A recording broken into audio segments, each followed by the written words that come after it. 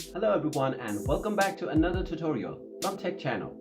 In today's video, we will be showing you how to unlike all pages at once on Facebook.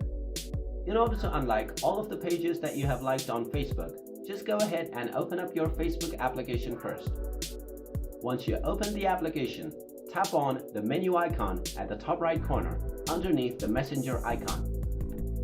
From the menu screen, scroll down and tap on Pages. In here you will be able to see all of your page activities.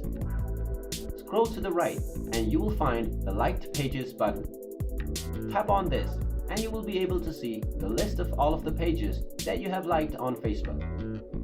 While you will not find a single button to unlike all of these pages, you can just go ahead and tap on the Liked button to unlike the pages that you wish from this menu. So that is how simple it is to unlike multiple pages at once on Facebook.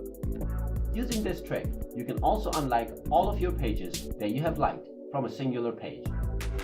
So that's all for this video. I hope this video was useful to you, and if it was, go ahead and give it a like. Also subscribe to our channel and hit the notification bell to be notified whenever we post more useful videos. Thank you for watching.